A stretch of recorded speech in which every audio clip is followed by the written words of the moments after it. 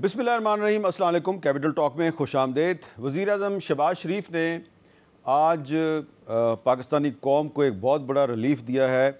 उन्होंने जो घरेलू सार्फिन हैं उनके लिए जो बिजली की कीमत है उसमें 7 रुपये 41 पैसे की कमी की है, यानी तकरीबन 7.5 रुपये।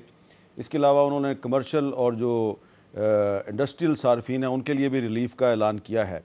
तो सवाल ये पैदा होता है कि क्या ये रिलीफ जो है ये कुछ अरसे के लिए है या ये मुस्तकिल तौर पे उन्होंने इस रिलीफ का ऐलान किया है। तो एक तरफ वज़ीर-ए-आज़म साहब ने ये रिलीफ का ऐलान किया है जिस पे ज़ाहिरी बात है आम लोग बड़े खुश नज़र आ रहे हैं, लेकिन दूसरी तरफ आज भी सिंध में जो नई नहरों का मसला है उस पर आज भी मुजाहरे हुए हैं और गालिब इम्कान है कि कल 4 अप्रैल को साबिक़ वज़ीर-ए-आज़म ज़ुल्फ़िकार अली भुट्टो साहब की बरसी है, तो बिलावल भुट्टो ज़रदारी साहब भी इस इशू पे कोई अहम बात करेंगे। तो ये जो मामला है ये कैसे तय हो सकता है? तो एक तरफ तो आज वज़ीर-ए-आज़म साहब ने इतना बड़ा रिलीफ दिया है, लेकिन दूसरी तरफ सिंध भी उनसे रिलीफ मांग रहा है। सिंध को रिलीफ मिलेगी या नहीं मिलेगी, तो इस पर गुफ्तगू करेंगे। साथ मौजूद हैं डॉक्टर तारिक फजल चौधरी साहब, वफाकी वज़ीर बराए पार्लिमानी अमूर, जनाब शर्जील मेमन साहब, वज़ीर इत्तलात सिंध पीपल्स पार्टी के सीनियर रहनुमा, और डॉक्टर निसार अहमद जट साहब, पाकिस्तान तहरीक इंसाफ के रुकन कौमी असम्बली।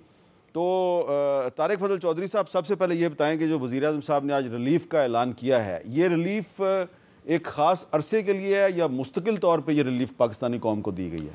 बिस्मिल्लाहिर्रहमानिर्रहीम। मीर साहब, ये रिलीफ मुस्तकिल बुनियादों पे है और इंशाअल्लाह ताला इस रिलीफ में आइंदा आने वाले दिनों में मज़ीद इजाफा होगा, यानी बिजली मज़ीद इजाफा होगी। जी बिल्कुल, मज़ीद इजाफा होगा और बिजली जो है इंशाअल्लाह मज़ीद सस्ती होगी। और आज मैं इसे गवर्नमेंट की कामयाबी नहीं बल्कि पूरे पाकिस्तान की कामयाबी करार देता हूँ, अवाम की कामयाबी करार देता हूँ। ये बहुत बड़ी खुशखबरी है जो प्राइम मिनिस्टर ने ईद के मौके पे कौम को दी है, और एक तरह से कहें कि ईदी दी है कौम को कि अल्हम्दुलिल्लाह बिजली एक ऐसा मसला था कि जिससे हमारे न सिर्फ घरेलू सार्फिन बल्कि हमारी सनतें भी मुतासर हो रही थी, और आम आदमी जिसे हम कहते हैं मिडिल क्लास लोग, सरकारी मुलाजिम, तो बहुत ज़्यादा जो है वो बिजली के बिलों से परेशान थे। और आज अल्हम्दुलिल्लाह आप देखें, अगर मुवाजना करें तो जून 2024 में जो घरेलू सार्फिन है 48 रुपये 70 पैसे का यूनिट था, आज 7 रुपये 41 पैसे कम करके आज यूनिट जो है वो 34 रुपये का हो गया है। तो एक साल पहले अगर 48 था, आज 34 हो गया है, तो ये बहुत बड़ा रिलीफ है। इसी तरह अगर आप सनतों में देखें तो 58 रुपये यूनिट था आज से एक साल पहले, आज जो है वो 40 रुपये हो गया है, यानी 18 रुपये का ओवरऑल फ़र्क पड़ा है एक साल में। तो मज़ीद इंशाल्लाह बतदरीज, और आप देखें कि हम जिस अज़ाब में फंसे हुए थे IPPs की शक्ल में, मैं मेंबर भी हूँ जो हमारी स्टैंडिंग कमेटी है पावर की, तो वहाँ मैंने ये जुमला कहा था कि ये IPPs जो है कौम का खून चूस रहे हैं। भाई ठीक है, हम गवर्नमेंट में हैं, लेकिन जो ज़्यादती हो रही है हम क्यों ना उस पर बात करें। तो आज आप देखें कि प्राइम मिनिस्टर ने जो बताया है कौम को कि 3000 से ज़ायद अरब रुपया जो है वो वाजिबुल अदा होना था आइंदा आने वाले सालों में IPPs का, और उनसे हमारी टीम ने, वजारत ने, टास्क फोर्स अरब इससे ज़्यादा जो IPPs को हमने देना था, पावे वो बिजली बनाए या ना बनाए, बेचें या ना बेचें, लेकिन हमने देना था पुराने मायदों के तहत, वो उनसे रीनेगोशिएट करके, और हमारी जो टीम है उन्होंने प्राइम मिनिस्टर की सरबराही में वो 3500 अरब रुपया वो अब हमने उनको नहीं पे करना। तो ये वो रिलीफ हैं जो कि आपको आम सार्फिन की ज़िंदगी में बिजली की टैरिफ कम करके आसानी की शक्ल में नज़र आ रहे हैं, और जिस सिमत में गवर्नमेंट जा रही है इंशाल्लाह बड़े अज़म के साथ प्राइम मिनिस्टर ने आज ऐलान किया है कि ये रिलीफ इंशाल्लाह मज़ीद बढ़ेगा, जैसे मैंने आपके प्रोग्राम में कहा है। जी डॉक्टर निसार अहमद जट साहब, तारिक फजल चौधरी साहब कह रहे हैं वज़ीर-ए-आज़म ने कौम को ईदी दी है, तो आप ईदी मिलने पे खुश हुए कि नहीं? जी मीर साहब, आपका बहुत बहुत शुक्रिया। चले, मैं डॉक्टर तारिक फजल चौधरी साहब मेरे बड़े मोहतरम भाई हैं, मैं इनका दिल रखने के लिए शुक्रिया अदा कर देता हूँ, लेकिन बेहतर होता कि ये ईदी पहले मिलती और मिलती हमें जो हमारा जेन्युइन हक था, पेट्रोल की मद में जो रिलीफ मिलना था वहाँ मिलती। आपको याद होगा कि जिस वक्त पेट्रोल की कीमतों का तयन हो रहा था उस वक्त कीमतें नहीं गिराई गई, बरकरार रखी गई, और 70 से 80 रुपये लेविस जो है वो बढ़ाया गया। और उस वक्त वज़ीर आज़म साहब कहते हुए नज़र आए कि ये जो भी हम यहाँ पर पेट्रोल की मद में आपका पैसा है वो हम आपको बिजली की मद में जो है वो हम आपको देंगे। तो ये हमारी कौम का जो पैसा था, जो पेट्रोल के मद में जो इकट्ठा हुआ था, वो इन्होंने बिजली के मद में ट्रांसफ़र करके तो हमें रिलीफ दिया है। चलें, बहुत अच्छी बात है, रिलीफ मिला है, पाकिस्तानी कौम को सुकून मिलना चाहिए। महंगाई के बोझ तले जिस तरह कौम दबी हुई है, मैं समझता हूँ कि चलें ये रिलीफ भी जो है वो उनको कहीं ना कहीं सुकून मुहैया करेगा। लिहाजा जो अपना रह गई बात IPPs की, तो IPPs में मैं आपको वाजे करता चलूँ कि जो सबसे कम से कम जो अपना जो आपका जो रेट फिक्स हुआ था, जो मामला तय हुए थे, वो अयूब अपना हमारे उमर अयूब साहब जो उस वक़्त मिनिस्टर थे वाटर एंड पावर के, उन्होंने जो IPP साइज के जो मुआहदा किया था वो आखिरी ऐसा मुआहदा था जो कम सतह पर लेकर आए थे। उसके बाद अब इन्होंने 3000 से ज़ायद अरब ने को रिलीफ लिया है, तो मेरे इल्म में नहीं लिया है कि वो किस तरह लिया है। चले, अच्छी बात है, अगर मिला है तो वो मैं डॉक्टर तारिक फजल चौधरी गवर्नमेंट से रिक्वेस्ट करूंगा कि IPPs के मुआहदे का जो ये रिलीफ है ये कौम को बताया जाए कि किस मद में, क्योंकि इसमें जो बेनिफिशरीज हैं, जो इसके फ़ायदेमंद है, उनके नाम भी अया होने चाहिए और उनके नाम के साथ साथ ये मुआहदे किस तरह कम रिलीफ पे गए ये भी अया होना चाहिए, ये भी कौम को पता लगना चाहिए। लिहाजा चले, ना होने से कुछ हुआ, ये रिलीफ कैसी हद तक बेहतर है, इससे इंडस्ट्री को मॉरली थोड़ा बहुत। लेकिन इसमें एक मैं आपको बात बताऊं, बिजली की जो आज कीमतें कम हुई हैं, इसमें सोलराइजेशन का भी बहुत बड़ा कमाल है और आवाम जो है, आपकी इंडस्ट्री बहुत तेजी के साथ सोलराइजेशन की तरफ जा रही है, तो गवर्नमेंट का वो पैसा भी जो है वो बच रहा है। तो मेरा ख्याल है कि जिस स्पीड से आवाम और इंडस्ट्री आपकी सोलराइजेशन पे जा रही है, ये 7 रुपये का जो बेनिफिट उन्होंने आज दिया है, इसे मज़ीद कम होना चाहिए ताकि मज़ीद बोझ कम हो। अब आपकी बहुत सारी इंडस्ट्री कम लेवल पर रह गई है जो कि गवर्नमेंट की बिजली जो है इस्तेमाल कर रही है। इवन दो सोलराइज के ऊपर जो बिजली बन रही है वो एक सिस्टम के तहत वो गवर्नमेंट को भी वो बिजली जो है वो जो उसका जो अपना बचत है वो गवर्नमेंट को भी जा रही है। तो लिहाजा इस लिहाज से गवर्नमेंट के पास अब ज़्यादा चांसेस हैं कि ज़्यादा बिजली इकट्ठी कर सकें और बिजली ज़्यादा इकट्ठी करने के बाद ज़्यादा से ज़्यादा रिलीफ जो है आवाम को दें। ये रिलीफ, हाँ जी। अच्छा, शर्जील मेमन साहब, आपने तारिक फजल चौधरी साहब की और निसार जट साहब की गुफ्तगू सुनी है, तो आप के ख्याल में ये मुनासिब रिलीफ मिल गई है आवाम को बिजली की कीमतों के हवाले से या मज़ीद मिलनी चाहिए? बिस्मिल्लाहिर्रहमानिर्रहीम, शुक्रिया मीर साहब। मैं समझता हूँ कि रियलिस्टिकली ये अच्छा कदम है, गवर्नमेंट के जो अच्छे स्टेप होंगे उसकी तारीफ करनी चाहिए। और अगर प्राइम मिनिस्टर साहब ने रिलीफ दिया है आवाम को, तो ये पाकिस्तान की आवाम के लिए ज़रा कि इस बोझ, महंगाई के बोझ में जो भी रिलीफ है, चाहे वो 1 पैसे का हो या 1 रुपये का हो या 100 रुपये का हो, वो उनके लिए रिलीफ है। लेकिन असल में इस वक्त जो सिंध के लोग हैं उनके लिए परेशानी, डेफिनेटली बाकी इशूज़ भी परेशानी होती है, लेकिन सबसे ज़्यादा परेशानी जो इस वक्त वो कैनाल्स का इशू है, वो पानी की शॉर्टेज है। आपको 2021 में एक रिपोर्ट आई थी वर्ल्ड बैंक की और एक और इदारा है पाकिस्तानी, उन्होंने रिपोर्ट दी थी कि जी 2025 में पानी की शॉर्टेज होगी और इस वक्त ड्राउट्स हम फेस करें। इस वक्त सिंध जब हम बात करें तो अभी 50% सिंध का जो हिस्से का पानी वो सिंध को नहीं मिल रहा। तो इस वक्त लोग बहुत पानी के लिए परेशान है। एक तो पानी की जो एक ड्राउट की सिचुएशन है, ऊपर से जो कैनाल्स का इशू है वो इस वक्त मोस्ट बर्निंग इशू है। मैं पर्सनली बता रहा हूँ, हम ये एक्सपेक्ट कर रहे थे। चीफ मिनिस्टर साहब ने भी एक दफ़ा मीडिया से जो बातचीत की, उन्होंने भी ये बात की। फिर मैंने आपके ही टीवी चैनल पे और बाकी आज भी एक अखबार में मेरा उसमें एक अपील छपी हुई है प्राइम मिनिस्टर से। मैं ये एक्सपेक्ट कर रहा था कि आज इसी ऐलान के साथ साथ प्राइम मिनिस्टर साहब ये भी ऐलान करेंगे कि कैनाल का जो इस वक्त मुतनाज़ा एक इशू है, इसको हम ख़त्म कर रहे हैं। और अगर ये ऐलान हो जाता तो मैं आपको बताऊं कि यहाँ पे लोग जश्न मना रहे होते, लोग प्राइम मिनिस्टर साहब का भी शुक्रिया अदा कर रहे होते, फेडरल गवर्नमेंट का भी शुक्रिया अदा कर रहे होते कि आपने इस प्रोजेक्ट को, जो बहुत मुतनाज़ा बना हुआ है, जिसमें लोगों के सीरियस खदशात हैं, और इस वक्त सिंध के लोग जो हैं, वो सिंध की पूरी आवाम, पूरे सूबे की इस वक्त सरापा एहतजाज है। आप देखें कि काफ़ी अरसे से लोग जो है मुजाहरे, लोग सड़कों पर। कल भी ईद का तीसरा दिन था, उसके बावजूद कराची समेत सिंध भर में जो है वो लोग मुजाहरे के लिए निकले हुए थे। पीपल्स पार्टी की कॉल थी, मशल बरादरान जो है वो बरादरी जुलूस थे, वो पूरे कराची समेत सिंध भर में लोग सड़कों पे थे। तो इस वक्त बर्निंग इशू पानी का है।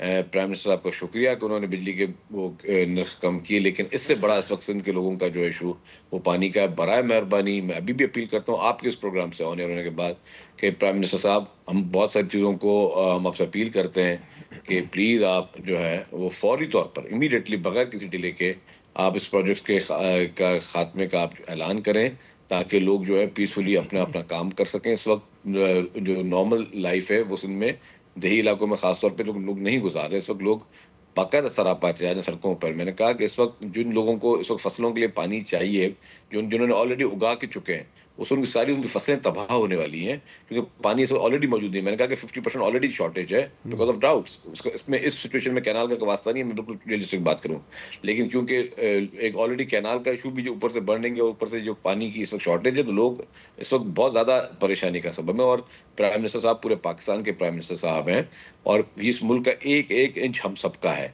हमारे लिए पंजाब भी उतना प्यारा है, हमें बलूचिस्तान भी उतना प्यारा है, हमें खैबर पख्तूनख्वा भी उतना प्यारा है, हमारे लिए सिंध भी उतना प्यारा है। पूरे पाकिस्तान की एक अच्छी हारमोनी के लिए, एक अच्छे सबको मुत्तहद करने के लिए, पूरी कौम को एक मजबूत कौम जोड़ने के लिए मेरी गुजारिश होगी वफाकी हुकूमत से कि immediately without further any delay आप इसका ऐलान करें ताकि जो है यहाँ पे जो लोगों के जज्बात है वो ठंडे हो सकें।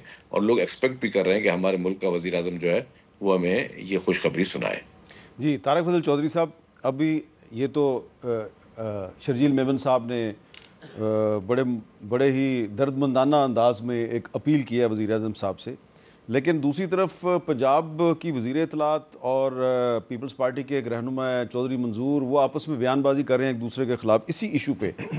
तो आपको लगता है कि वज़ीर आज़म साहब जो हैं वो अगले चंद दिनों में इस इशू पे तवज्जो देंगे और पीपल्स पार्टी का शिकवा शिकायत दूर करेंगे? देखिए मीर साहब, आज जो प्राइम मिनिस्टर ने कौम को खुशखबरी दी है बिजली की कीमतों में कमी के हवाले से और बहुत वाज़ेह कमी के हवाले से, अपनी उस तकरीर में उन्होंने अपने तमाम इत्तेहादियों का भी शुक्रिया अदा किया है, एक एक का नाम लेके, और बिलखुसूस बिलावल भुट्टो ज़रदारी साहब का, प्रेसिडेंट ज़रदारी साहब का, और जितने भी हमारे इत्तेहादी हैं। और उन्होंने कहा कि आज अगर हम इस काबिल हैं कि हम आवाम के लिए कोई रिलीफ लेके आए हैं तो इसमें उन तमाम इत्तेहादियों का हमारे साथ एक कमिटमेंट और जिस अज़म के साथ वो खड़े हैं वो शामिल है, और हमेशा उनका बहुत रिगार्ड रहा है पीपल्स पार्टी की लीडरशिप के लिए। तो लिहाजा कोई भी ऐसा इशू जो पीपल्स पार्टी का रहा है वो उन्होंने बड़ी ही कमाल तवज्जो से, और लेकिन ये सिर्फ पीपल्स पार्टी का इशू नहीं है। इस वक्त सिंध में तकरीबन तमाम पार्टीज जो हैं वो इस पानी के इशू पे मुजाहरे कर रहे हैं, और आज जो मुजाहरे हुए हैं पीपल्स पार्टी ने भी किए हैं और पीपल्स पार्टी की मुखालिफ सियासी जमातें भी कर रही हैं। मैं पीपल्स पार्टी का नाम इसलिए ले रहा हूँ कि ज़रा ये वहाँ पे गवर्नमेंट में है, बड़े स्टेक होल्डर हैं, तो मैं इसको कंक्लूड इस तरह करूँगा कि देखिए हमारे पास एक फोरम है जिसे कहते हैं काउंसिल ऑफ कॉमन इंटरेस्ट। तमाम हमारे वज़राए आला उसमें आते हैं, बैठते हैं, प्राइम मिनिस्टर भी यकीनन इसमें अपना जितना इनपुट होगा वो देंगे, लेकिन वहाँ बैठ के इंशाल्लाह ये मामला हम अपने इत्तेहादियों के साथ बड़े खुश असलूबी के साथ तय करेंगे। मेरे पास चीफ मिनिस्टर सिंध है मुराद अली शाह साहब का एक ख़त है जो उन्होंने पिछले साल 17 नवंबर 2024 को लिखा है, और उसमें उन्होंने ये कहा जो मसला है इसको काउंसिल ऑफ कॉमन इंटरेस्ट में लेके जाएं। तो ये नवंबर में उन्होंने ख़त लिखा है, अभी तक काउंसिल ऑफ कॉमन इंटरेस्ट में ये मसला जो है इसको टेकअप नहीं किया गया। और इसके अलावा जो बड़ी अहम बात है, जो बड़ी एक हैरानकुन बात है डॉक्टर साहब, कि ये मसला जो है ये एक्चुअली निगरान हुकूमत के दौर में शुरू हुआ है कि इलेक्शन जो है वो 8 फरवरी 2024 को इलेक्शन हुआ है, और उससे थोड़े दिन पहले 25 जनवरी 2024 को इरसा जो है उसने ये नई नहरों की मंजूरी दे दी, सर्टिफिकेट जारी कर दिया। और फिर एक्नेक ने 7 फरवरी 2024 को इलेक्शन से एक दिन पहले एक्नेक ने एक ऑर्डर जो है उसके ज़रिए इसको मंजूर कर लिया, और उस एक्नेक के इजलास में जो ministry of planning and development ने जो समरी पेश की उसमें उन्होंने क्या बताया कि ये जो सारा मंसूबा है इसको इम्प्लीमेंट कौन करेगा, इस पर कितनी कॉस्ट आएगी, ये सारा नॉट क्लियर। तो ये बड़े इसमें पुरसरार मामलात लग रहे हैं कि निगरान हुकूमत के दौर में एक मामला शुरू हुआ है और पीपल्स पार्टी बार बार कह रही है कि CCI में लेके जाएं, CCI का इजलास ही नहीं हो रहा। मीर साहब, मैं इसीलिए इसकी कंटेंट पे मैं नहीं गया, और मैंने बिलूम एक बात की है और हमारी उस कमिटमेंट का मैंने इजहार किया है जो पाकिस्तान पीपल्स पार्टी के साथ है कि उनके साथ जो भी मामलात हैं वो मिल बैठ के उनके साथ मुशावरत के साथ पहले भी तय हुए हैं, और अभी भी इंशाल्लाह ताला उसी स्पिरिट में उसी फोरम पे ये तय हो जाएंगे। इसमें मुझे नहीं लगता कि इसमें किसी तरह की कोई जो है वो बैड टेस्ट होगा। अच्छा निसार जाट साहब, आपकी पार्टी जो है ना वो तो ये कह रही है जी, जाहिर बात है वो जो सिंध में जो लोग पीपल्स पार्टी के ऊपर इल्ज़ामात लगा रहे हैं वो तो उनका साथ दे रही है और आपकी पार्टी के लोग भी उनमें शामिल हैं। और उमर यूब साहब ने जो इल्ज़ाम लगाया कि जी जरदारी साहब ने और बिलावल ने सिंध का पानी पंजाब को भेज दिया, तो आपका तो ताल्लुक पंजाब से है, तो आपका इस मसले पे क्या मौक़िफ़ है?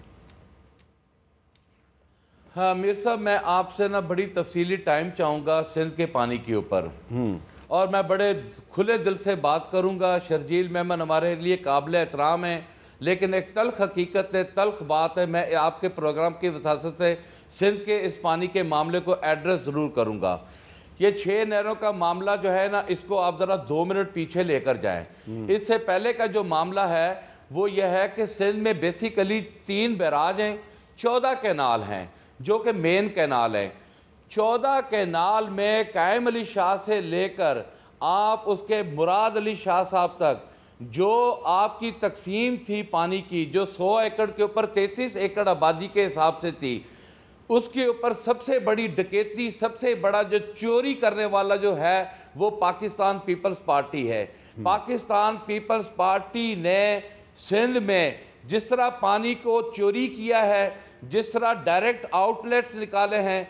2013 में यहाँ पर सिंध आबादगार वालों ने जब एक एहतजाज किया था, उस एहतजाज के बाद नसीर कैनाल, दादू कैनाल और उसके अलावा आपका नॉर्थ वेस्ट कैनाल, इनके ऊपर जो डायरेक्ट आउटलेट्स की जो तादाद थी, आप यकीन करें कि इंसान सर पकड़ के रह जाता है। इस तरह का कहद आ गया था सिंध में कि लोगों के जानवर मरने लग गए थे पानी ना होने की वजह से।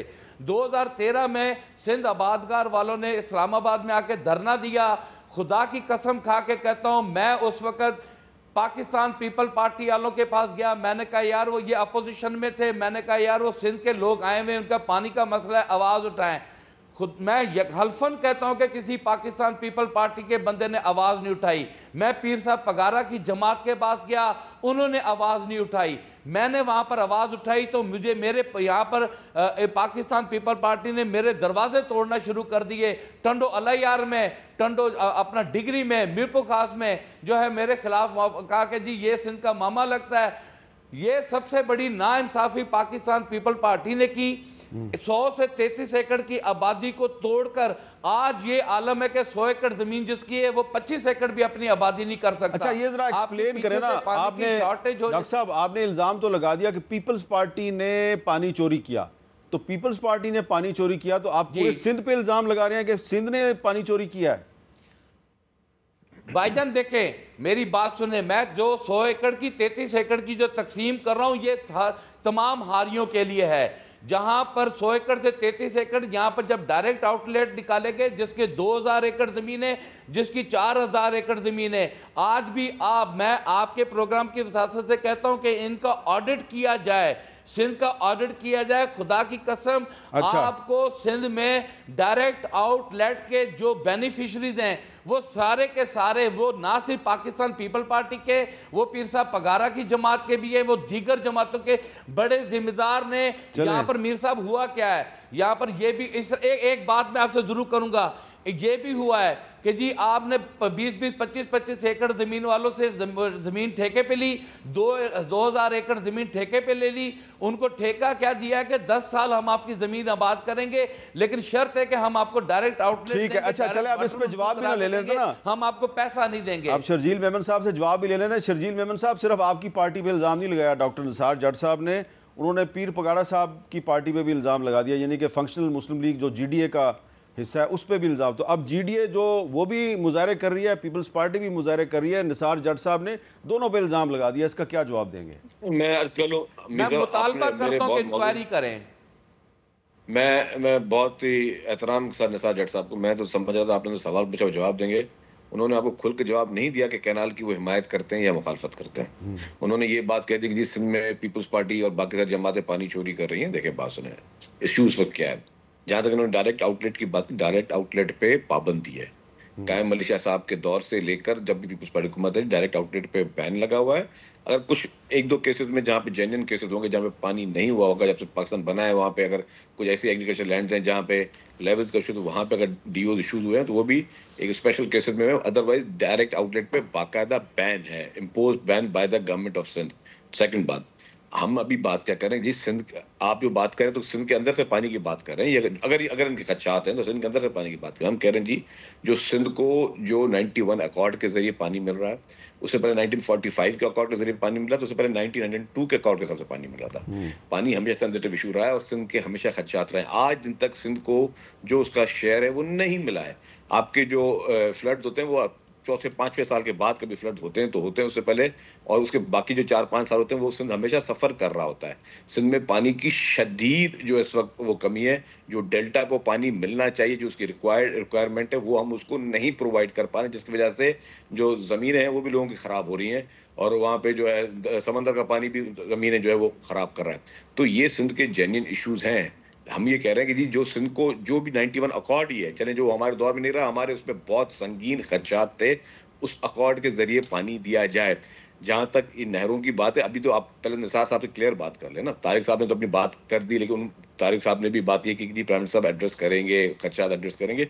और ये मैं बता दूं, ये पीपल्स पार्टी के खदशात नहीं है, ये सिर्फ सिंध के खदशात नहीं, ये पूरे पाकिस्तान के खदशात हैं।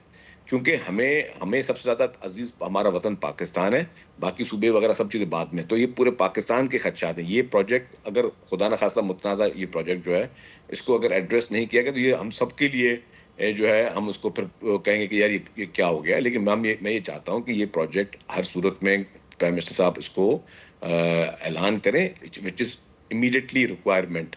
और मैं फिर भी कहूँगा कि जी जो हमारा अगर ये कह रहे हैं कि जी हम सिंध का पानी नहीं ले रहे, हम चश्मा से या कहीं और से पानी ले रहे हैं, तो वहाँ का ये प्लान बताएं कि जी कौन सी जगह का पानी जो है वो काट के यहाँ पे दिया जा रहा है। जैसे ये कैनाल के 6 कैनाल की बात हो रही है, वो कौन सी जगह का पानी, क्योंकि आपके पास पानी बढ़ा तो नहीं है, पानी आपका वही है, आपके वाटर रिसोर्सेज नहीं बढ़े हुए हैं।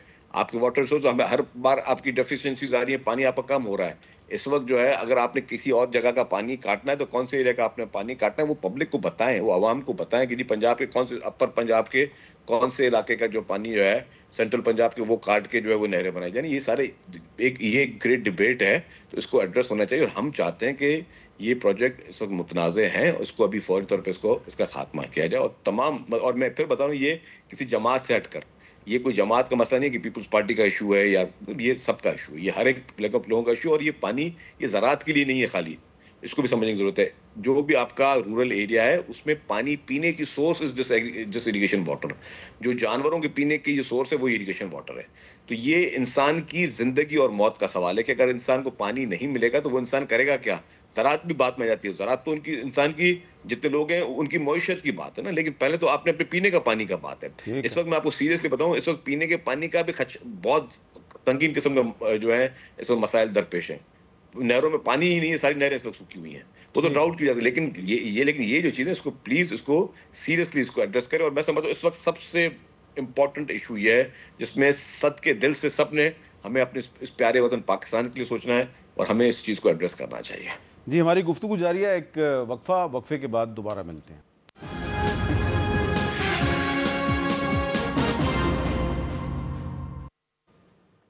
कैपिटल टॉक में खुशामदीद। डॉक्टर तारिक फजल चौधरी साहब, इस वक्त जो हमारे दो सूबों के हालात हैं वो तो सबके सामने हैं। बलूचिस्तान में बेचैनी है। अख्तर मैंगल साहब जो हैं पिछले 7 दिन से मस्तूंग में लगपास के पास धरना दे के बैठे हैं। खैबर पख्तूनख्वा की सूरत हाल आपके सामने है। तो ये जो अब एक सिंध का मसला शुरू हो गया है, तो शर्जील मेमन साहब तवक्को कर रहे हैं कि जी प्राइम मिनिस्टर साहब इसको जल्द अज जल्द इस मसले को रिजॉल्व करेंगे। तो आप नहीं समझते कि ये एक गैर ज़रूरी तौर पे एक तीसरा सूबा जो है उसमें भी बेचैनी जो है वो अगर बढ़ गई तो कितना नुकसान होगा हमें?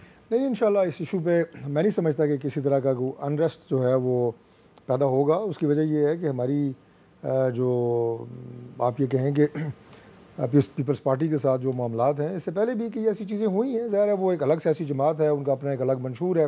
पिछला इलेक्शन भी हम एक दूसरे के ख़िलाफ़ लड़े हैं, आइंदा भी शायद एक दूसरे के ख़िलाफ़ इलेक्शन लड़ें।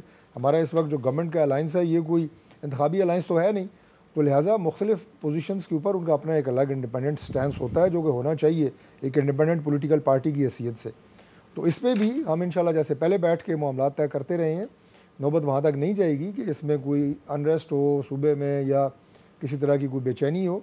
और बाकी बड़ा अच्छा, बड़े पॉजिटिव अंदाज से मैं समझता हूँ कि शर्जील मेमन साहब ने जो बात की है, हमारे भाई ने पाकिस्तान की बात की है और यही सोच होनी चाहिए। अगर इस सोच के साथ आप तमाम मामलात को लेंगे तो आप यकीन करें कि जो 2 सूबों का आपने जिक्र किया है वहाँ पे भी कोई अनरेस्ट नहीं होगा। और अभी भी चीज़ों को जो बढ़ा चढ़ा के बयान किया जा रहा है, और चलें बलूचिस्तान के इशू की बात कर लेते हैं। एक दिन का इशू नहीं है बलूचिस्तान का, ये मुख्तलिफ अदवार में ये चीज़ें जो हैं छोटी छोटी जमा होती रही हैं, जो कि उनके अपने खदशात हैं, गिले शिकवे हैं। आज उसके ऊपर स्टैंड ये होना चाहिए, मैं तमाम जमातों की बात कर रहा हूँ, कि हम इस इशू को सॉल्व करने के लिए हम इकट्ठे हैं, और जो गवर्नमेंट की ज़िम्मेदारी ज़्यादा होती है, जो एक्शन गवर्नमेंट ने लेना है वो हमारे ज़िम्मे है। लेकिन ये कि वहाँ पे जो उनके जायज़ मुतालबात हैं सार आंखों पे, लेकिन अगर कोई नाजायज़ मुतालबा है तो हमारी कुछ सियासी जमातें जो हैं सिर्फ सियासत चमकाने के लिए उनके साथ खड़े हो जाते हैं। देखें, ये इस बात में कोई दो राय नहीं है कि बलूचिस्तान के अंदर हमारे दुश्मन ममालिक बाकायदा प्लानिंग के तहत पाकिस्तान के ख़िलाफ़ काम करने वाले लोग वहाँ पे ऑपरेट कर रहे हैं। हमारे लोगों को भी वो किस हद तक इस्तेमाल कर रहे हैं, लेकिन वहाँ पे दुश्मन ममालिक जो हैं पाकिस्तान के वो ऑपरेट कर रहे हैं, जिसके बड़े ठोस और शवाहिद मौजूद हैं। अब जाहिर है उसको हमने काउंटर करना है, और ये ऐसा नहीं है कि खुदा न खास्ता वहाँ पे कोई अल्लाह ना करे कि जी कोई जोग्राफियाई कुछ चेंजेस की तरफ बातें, ये ज़्यादातर हाइप क्रिएट करना। और फिर गवर्नमेंट को अगर आपने काउंटर करना है, मैं अपनी दीगर सियासी जमातों की, तहरीक इंसाफ की डायरेक्ट बात कर रहा हूँ, उसके और बहुत सारे तरीके हैं। Don't play in those areas के जहाँ पे पाकिस्तान इशू है, बलूचिस्तान का इशू पाकिस्तान का इशू है, मुस्लिम लीग नून का इशू नहीं है, वहाँ पे सॉफ्ट बैली हिट करने की कोशिश ना करें। वज़ीर पार्लिमानी अमूर हैं, तो अब अख्तर मैंगल साहब जो हैं उन्होंने कौमी असम्बली से इस्तीफ़ा दिया हुआ है, अब तो कई महीने हो गए। तो अगर वो कोई गलत काम कर रहे हैं तो क्यों आप उनका इस्तीफ़ा कबूल नहीं करते और वहाँ बाई इलेक्शन क्यों नहीं करवाते? देखिए, अख्तर मैंगल साहब ने जब इस्तीफ़ा दिया था उस वक्त भी हम गए थे, मैं भी उस डेलीगेशन में था कि हम उन्हें मनाने के लिए गए थे कि आप असम्बली ना छोड़ें। और ये वो लोग हैं जो बलूचिस्तान के इशूज़ के बहुत करीब हैं, नेशनल पॉलिटिक्स में बड़ा इनका एक कौमी किरदार है, तो लिहाजा इन लोगों को हम समझते हैं कि पार्लिमान का हिस्सा रहना चाहिए। अगर किसी सतह के ऊपर आज वो नाराज़ हैं, कल कोशिश कर रहे हैं कि वो राज़ी हो जाएं, बजाय इसके कि उनका इस्तीफ़ा कबूल करके और उनको हम बिल्कुल इस सिस्टम से अलग कर दें। हम चाहते हैं कि वो कौमी धारे से जुड़े रहें, और यही बात मैंने तो अगर उनके पास अगर दूसरे अल्फाज में की कि बाकी सियासी जमातों को भी चाहिए कि ये नेशनल इशूज़ हैं और नेशनल इशूज़ के तौर पे लें। तो अगर कल पीटीआई के कुछ रहनुमा जो हैं वो मस्तूंग में उनके जलसे में चले गए तो उन्होंने कोई गलत काम तो नहीं किया अगर वो चले गए? देखिए, नीयत की बात है असल रोला यहाँ पे है। अच्छा, हमें पता है उनकी किस नीयत से वो जाते हैं और क्या करते हैं। डॉक्टर निसार जट साहब ये बताएं, तो जाएं वहाँ पे उन्हें मनाएं। तहरीक इंसाफ भी गई थी यहाँ जब उन्होंने इस्तीफ़ा दिया था, आई अप्रिशिएट दैट। उन्हें कहा था जी इस्तीफ़ा वापस लें। गवर्नमेंट भी गई थी, सारी जमातें गई थी।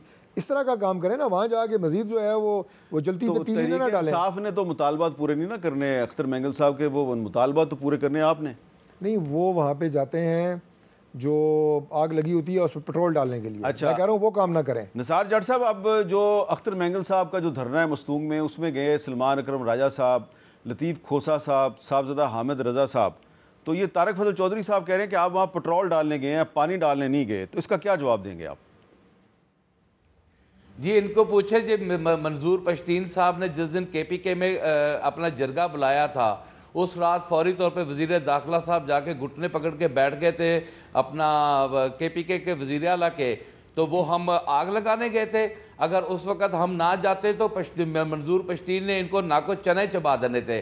पाकिस्तान तहरीक इंसाफ ने उस वक्त भी आग लगने से केपीके को बचाया और अपना किरदार अदा किया। और पाकिस्तान तहरीक इंसाफ वाहिद जमात है जो 4 सूबों की जमात है। इंशाअल्लाह ताला हम बलूचिस्तान के तहफ़्ज़ात पर भी अपना पूरा किरदार अदा करेंगे। हमारा बहुत अच्छा मौक़िफ़ है और बड़ा वाज़ेह मौक़िफ़ है। हम समझते हैं कि अफ़गानिस्तान, ईरान और उसकी बॉर्डर लाइन को मद्देनज़र रखते हुए वहाँ के जो बलोच रहनुमा हैं उनकी इज़्ज़त और तकीर को सामने रखते हुए मुज़ाकरात को जो है आप ओपन डायलॉग की तरफ आएँ। आप लोग ताकत का जोर आजमाना चाह रहे थे, वो अल्लाह ताला के फजल करम से आज आप ताकत के जोर से जो पीछे हटे वो अवामी दबाव की वजह से हटे। और मैं समझता हूँ कि अब पाकिस्तान तहरीक इंसाफ का वक्त है, हम बलूचिस्तान को पाकिस्तान में खूबसूरत तरीके से उनकी नुमाइंदगी करते हुए हम उनके जो इश्यूज़ हैं उनको ज़रूर उनके साथ स्टैंड करेंगे। हमारी नीयत पे आप शक ना करें, आप अपनी नीयत को दुरुस्त करें। लिहाजा आपकी नीयत में फुकदान है, आप वहाँ पर जो है वो अच्छे बच्चे बन के जो ताकत का इस्तेमाल गैर ज़रूरी करने जा रहे थे वो आपको पता चल गया कि अब आपके कंट्रोल में चीज़ें नहीं रही हैं। मीर साहब, मैं थोड़ा सा एक और आपको बात बताता चलूँ। एक हाइब्रिड निज़ाम के तहत एक यहाँ पर बना था SIFC में 5 प्रोग्राम जो दिए थे वो 5 प्रोग्राम हुकूमत ने बड़े उड़ान पाकिस्तान प्रोग्राम के तहत दिए थे, जिसके पाकिस्तान पीपल्स पार्टी भी हामी थे।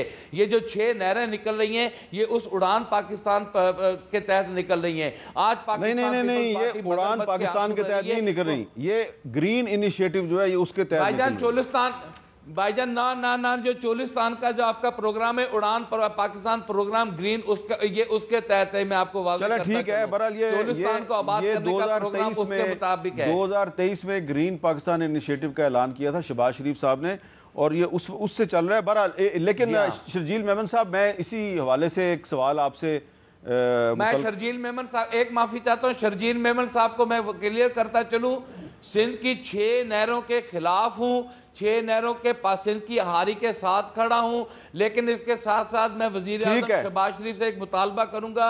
शर्जील मेमन साहब जो कह रहे हैं ना कि जो वहां पर डायरेक्ट आउटलेट नहीं है, ये तमाम मेन कैनाल्स के ऊपर ऑडिट करें, आपको पता चल जाएगा कि कितने डायरेक्ट आउटलेट लोग जो है वहाँ के बेनिफिट। अच्छा शर्जील मेमन साहब, मेरा सवाल ये है कि आपकी जो हुकूमत है सिंध की, उसने एक अच्छा काम किया है, उसकी तारीफ़ करनी चाहिए कि अख्तर मैंगल साहब का जो मुतालबा है, जो जिसके लिए उन्होंने धरना दिया हुआ है, तो उसमें वो जिन ख़वातीन की रिहाई का मुतालबा कर रहे थे उसमें समीदीन बलोच भी थी जो कि कराची की जेल में बंद थी। तो आपकी हुकूमत ने ईद से अगले दिन समीदीन बलोच को रहा कर दिया। अब बलोचिस्तान में भी आप ही की पार्टी का चीफ मिनिस्टर है, तो वहाँ पर भी वो मुतालबा करें अख्तर मैंगल साहब के बाकी लोगों को रहा करें, तो वहाँ पे भी पीपल्स पार्टी की हुकूमत है, तो वहाँ पे आप रहा क्यों नहीं कर रहे? आपने सिंध में रहा कर दिया तो वहाँ भी कर दें। मीर साहब, मैं इस पर थोड़ा वाज़ेह करूँ आपको। जिस खातून को रिहा किया गया उसने उस दिन पाबंदी थी, 144 था, उसकी वायलेशन की, उसको गिरफ्तार किया गया था और फिर जब उस पर कोई संगीन इल्ज़ाम नहीं थे, वो उस खातून ने खुदा ना खास्ता कोई मुल्क के ख़िलाफ़ कोई इस तरह की बात या कोई जो है दहशतगर्दी कोई बात इस तरह की बात नहीं की थी। लेकिन बलूचिस्तान का इशू इज़ वेरी सेंसिटिव और हम चाहते हैं, पीपल्स पार्टी ये चाहती है कि बलूचिस्तान के इशू को बहुत सेंसिटिव तरीके से लिया किया जाए।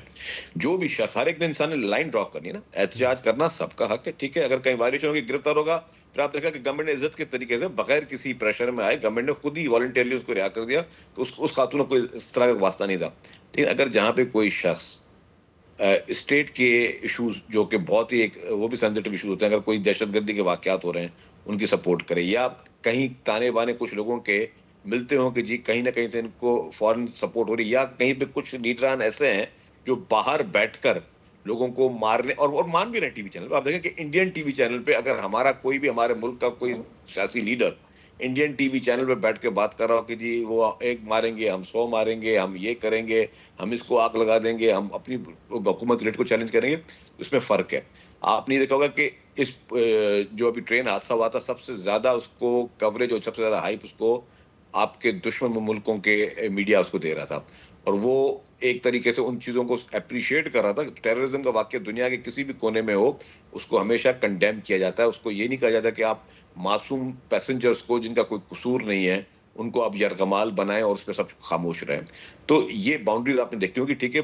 मैं नहीं समझ, अख्तर मैंगल साहब हैं, ठीक है, एक पॉलिटिशियन है, मैं उनकी एक बहुत ज़्यादा इज्जत करता हूँ। इस तरह कोई भी अगर अकबर बुक्की साहब से पॉलिटिशियन थे उनकी इज्जत करते हैं, तो जो सियासी लोग हैं उनके साथ आप डायलॉग करना चाहिए। मैं खुद कहता हूँ कि सियासी लोगों के साथ डायलॉग करना चाहिए, लेकिन अगर कोई शख्स दहशतगर्दी की हिमायत करेगा, अगर कोई शख्स अपने मुल्क में कानून की रिट को चैलेंज करेगा, और अगर दहशतगर्दी के वाकयात में कोई डायरेक्टली इनडायरेक्टली मुनव्वस होगा या वो सपोर्ट करेगा, तो डेफिनेटली गवर्नमेंट और स्टेट जो है उसको डिफरेंट तरीके से टैकल करेगी। अगर ये लाइन ड्रॉ होनी चाहिए, बिल्कुल होनी चाहिए। अगर कोई दहशतगर्दी के वाकयात में डायरेक्टली या इनडायरेक्टली मुलव्वस है और उसका ताल्लुक है किसी गैर मुल्की दुश्मन के साथ, तो आप उसके खिलाफ फिर अदालत में जाएं, उसके खिलाफ मुकदमा दर्ज करके सबूत पेश करें ना। ये तो नहीं होना चाहिए कि ये तो यही होना चाहिए। आपकी हुकूमत है। मैंने इसलिए कहा कि यकीनन आप बलूचिस्तान के मामलात से बराह रास्त आपका ताल्लुक नहीं है, लेकिन क्योंकि आपकी पार्टी की हुकूमत है इसलिए मैंने आपसे सवाल किया था। लेकिन ये जो निसार जट साहब बार बार दोबारा आपको सिंध की 6 नहरों के मामले पे कह रहे हैं कि जी मैं भी उन नहरों के खिलाफ हूँ, तो मुतमिन हो गए आप इनके जवाब से? देखिए जी, मुझे खुशी होगी क्योंकि देखिए हमारे जब असेंबली में रेजोल्यूशन आया था तो इन्हीं नहरों के खिलाफ तो यूनानिमसली पास हुआ। मैंने उस वक्त शुक्रिया अदा किया, पीटीआई भी वहाँ पे मौजूद थी, जमात इस्लामी भी थी, एमक्यू भी थी, क्योंकि ये पानी मैं फिर कहा कि ये लोगों के पीने के पानी है। अगर आप ऊपर नहरों से पानी की सप्लाई बंद होगी तो ये आपके टेल पे, टेल में दाखिल में शहर हैं आपके, तो शहरों में भी पानी लोगों के लिए एक अजाब बन जाएगा। लेकिन मैं अच्छी बात है निसार साहब ने उसको कंडेम किया है नहरों को, और हम भी यही चाहते हैं कि जी ये इस वक्त मुतनाज़ा एक प्रोजेक्ट है जिसमें तमाम पॉलिटिकल पार्टीज, जो हुकूमत की इत्तेहादी जमात एमक्यूएम में, उसने भी उन्होंने भी उस रेजोल्यूशन में उसकी हिमायत की, बाकी सब जमातों ने की, तो उसको इमीडिएटली इस वक्त प्राइम मिनिस्टर साहब को बहुत ही सेंसिबली और सेंसिटिविटी के साथ इस प्रोजेक्ट को लेना चाहिए। और मैं कहता हूँ उसमें जितनी देर होगी उतना अच्छा नहीं है। मतलब मेरी ये उनसे गुजारिश होगी, इल्तिजा होगी, ये मेरी हाथ बांध के भी गुजारिश कर रहा हूँ प्राइम मिनिस्टर साहब से कि खुदा के वास्ते जितना जल्द हो सके आप इस प्रोजेक्ट को बंद करने का आप ऐलान करें। ये आप अपने एक सूबे को भी के लिए भी अच्छा करेंगे, इस मुल्क के लिए भी अच्छा करेंगे। ये मेरी उनसे एक दर्दमंदाना इल्तिजा, अपील, रिक्वेस्ट सब चीज़ समझें इसको कि बराए मेहरबानी इसको लाइटली ना लें, क्योंकि इस वक्त लोग सरापा एहतजाज हैं। और बेहतर तरीका यही है कि जब आपके पास कंसेंसस नहीं है तो वो होना चाहिए। आपने पहले भी सीसीआई की बात की, CCI as per constitution of Islamic republic of Pakistan every 3rd month CCI की मीटिंग होनी है, जो कि साल से नहीं हुई है। तो आप बराए मेहरबानी आप अपने मुल्क के कॉन्स्टिट्यूशन, हम सब आइन की कसम खाते हैं, आइन पे हम लोग हल्फ लेते हैं, हम आइन के ऊपर पूरा मुल्क का पूरा निज़ाम चलता है। आप आइन के उसी के नुक्ते को लेते हुए आप इसकी फौरी तौर पे मीटिंग करें, और उससे पहले, मीटिंग से भी पहले मेरी गुजारिश ये होगी कि आप इस प्रोजेक्ट का ऐलान करें, ताकि जो है यहाँ पे लोगों में सुकून है, लोग मुतमईन हो, अपने वज़ीर आज़म से मुतमईन हो। हम चाहते हैं कि जी हम तो कहते हैं तमाम पॉलिटिकल पार्टी जितने इशूज़ हैं अब हमें रिजॉल्व करने चाहिए। अब हमें मज़ीद अनरेस्ट इस मुल्क में नहीं कर सकते। बलूचिस्तान हमारी टॉप प्रायोरिटी होनी चाहिए, खैबर पख्तूनख्वा में वो एरियाज, नॉर्दर्न एरिया जहाँ पे इशूज़ हमारी टॉप प्रायोरिटी होनी चाहिए। और हमें सब ने मिलकर, इसी पॉलिटिशियंस ने बैठ के इस मुल्क को मजबूत करना है। और जहाँ पे जो दहशतगर्द अनासर हैं या जो ऐसे लोग जिनको बैरून मुल्क से कोई सपोर्ट मिलती है अनरेस्ट करने के लिए, या यहाँ पे दहशतगर्दों के ताने बाने हमारे दुश्मन ममालिक में मिल रहे हैं, तो इसका मतलब कि हमें उन सबको मुत्तहद होकर दहशतगर्दी के खिलाफ पूरी कौम ने मजबूत होकर एक ही स्टांस रखना चाहिए। पूरी कौम ने, तमाम पॉलिटिकल पार्टीज ने, बगैर सोच के कि जी आज मैं हुकूमत में हूँ या आज मैं अपोजिशन में हूँ, चाहे मैं हुकूमत में हूँ या मैं अपोजिशन में हूँ, हमें इस दहशतगर्दी के खिलाफ सबने मुत्तहद होना चाहिए और अपनी तमाम क़ुव्वतों को मजबूत करना चाहिए। तो शर्जील मेमन साहब ने हाथ जोड़ के वज़ीर आज़म शहबाज शरीफ साहब से अपील किया कि जल्द अज जल्द जो सिंध में 6 नहरों का मसला है इसको रिजॉल्व करें। और उन्होंने एक बहुत ही नुक्ते की बात की है कि कॉन्स्टिट्यूशन ऑफ पाकिस्तान के मुताबिक जो मुश्तरका मुफादात कौंसिल है, कौंसिल ऑफ कॉमन इंटरेस्ट, इसका इजलास हर 3 महीने बाद होना चाहिए, लेकिन 1 साल गुजर गया और इसका इजलास नहीं हुआ। तो हम कहते हैं कि अगर दहशतगर्द जो हैं वो पाकिस्तान के आइन और कानून की खिलाफ वर्जी करते हैं तो कम से कम हमारी पार्लियामेंट और हुकूक आइन की खिलाफ वर्जी नहीं करनी चाहिए। एक वक्फे के बाद दोबारा मिलते हैं।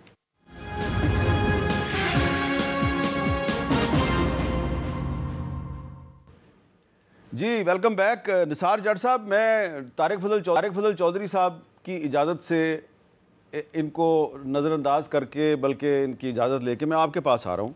इशू ये है कि क्योंकि अब ये वाक़यात हैं तो हम तो उनको डिस्कस करते हैं। तो जो हमाद अज़हर साहब हैं वो आपकी पार्टी के अहम रहनुमा हैं, सूबे के आपके सदर भी हैं। तो उन्होंने आज एक बहुत लंबा चौड़ा बयान जारी किया और उन्होंने कहा ये आज़म स्वाति साहब जो हैं उन्होंने जाके इमरान खान साहब को बताया कि आलिया हमज़ा को काम करने से मैं रोकता हूँ। तो जब मैंने आलिया हमज़ा से पूछा है तो उन्होंने इसकी तरदीद कर दी है। और उसके बाद वो कहते हैं जी मैं पहले भी 2 बार इस्तीफ़ा दे चुका हूँ जिसको रद्द किया गया था, आज मैं तीसरी दफ़ा और हतमी तौर पर अपना ओहदा छोड़ रहा हूँ। मेरा ये इस्तीफ़ा अब काबिल वापसी नहीं और ना ही आइंदा के लिए मैं किसी ओहदे का ख्वाहिशमंद हूँ। एक तरफ आपकी पार्टी जो है वो बहुत से मसाइल का शिकार है, इमरान खान साहब जेल में हैं, दूसरी तरफ ये अंदरूनी लड़ाइयाँ बहुत बढ़ गई हैं। ये क्या मसला है? हमाद अज़हर साहब जो हैं वो बार बार इस्तीफ़ा देते हैं, आपकी पार्टी के अंदर इतने इख्तलाफात जो हैं वो क्यों बढ़ते जा रहे हैं? मीर साहब, बिल्कुल ये बात जो आपने फरमाई है ये हमारे भी इल्म में आई है, क्योंकि ईद के दिन थे तो वो हमारी सोर्स भी टेलीफोनिक ही रही है। और ये बात भी ठीक है कि हमाद अज़हर साहब ने कहा कि जी अब मैं ये ज़्यादा काम नहीं करूँगा। बेसिकली होता क्या है, जो मैं खुल के बात कर देता हूँ कि खान साहब जेल में हैं। खान साहब जेल में हैं, जब ये कोई ना कोई ऐसी कोई झूठी खबर भी निकल आती है तो उसको क्लियर करने में टाइम लग जाता है, क्योंकि खान साहब के साथ मुलाकातों का सिलसिला तो है नहीं, वो आपके भी इल्म है, वो हमारे भी इल्म है, तो इसलिए वो देर हो जाती है। तो आज़म स्वाति के साहब की तरफ से ये आई थे। अब हम कोशिश कर रहे हैं कि आज़म स्वाति साहब को जो है उनसे भी इस बात की तस्दीक की जाए कि आपने किस कॉन्टेस्ट में किया, क्योंकि आलिया हमजा साहब ने तो डिनाई कर दिया है। लिहाजा हमारे अंदरूनी मामला में ये छोटे छोटे इश्यूज ज़रूर होते हैं, लेकिन ये ऐसे इश्यूज नहीं है कि अल्लाह माफ़ करे कि इससे कोई ग्रुपिंग या लॉबिंग या कोई जो डिवीजन हो जाए, कोई पार्टी में दो धड़े बन जाए, ऐसा कुछ नहीं है। ये मैनेज्ड प्रोग्राम है, ये चीज़ें मैनेज हो सकती हैं। और हमने आज अपनी पार्लियामेंट्री ग्रुप में सब ने रिक्वेस्ट भी किया हमाद अजहर साहब को कि आपको इतना अग्रेसिव होने की ज़रूरत नहीं है, आप इत्मीनान से रहें और इत्मीनान से लेकर अपना इस्तीफ़ा जो है वापस लें। पार्टी पे बुरा वक्त है, बुरे वक्त में जो है साथ नहीं छोड़ना और इस्तकामत के साथ साथ खड़े रहना। अच्छा, अब आखिर में तारिक फजल चौधरी साहब, ये इस्लामाबाद हाई कोर्ट ने इजाज़त दी है इमरान खान साहब से कुछ लोगों की मुलाकात की, उनकी मुलाकात नहीं हो रही, तो उस पर उमर अयूब साहब ने आज बहुत एक जारहाना बयान दिया। क्या दिया, ज़रा सुनाएं।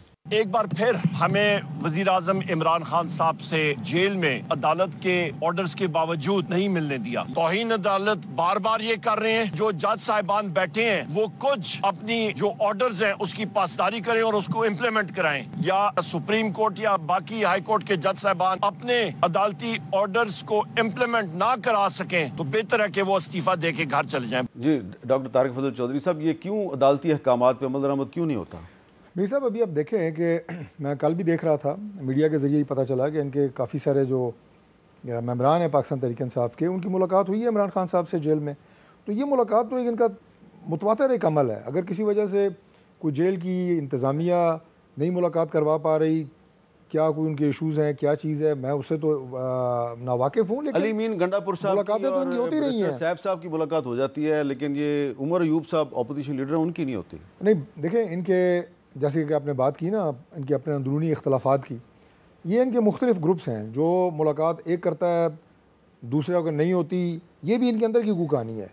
और इस कहानी को ट्विस्ट देते हैं आप लोग। नहीं, हम कोई ट्विस्ट नहीं देते, ये ट्विस्ट देने के लिए खुद ही काफ़ी है। चलिए, बहुत बहुत शुक्रिया। भी कहा था कि इन्हें किसी दुश्मन की जरूरत नहीं है। चौधरी साहब आपका शुक्रिया, शर्जील मेमन साहब बहुत बहुत शुक्रिया, निसार जट साहब बहुत बहुत शुक्रिया। हाफिज़।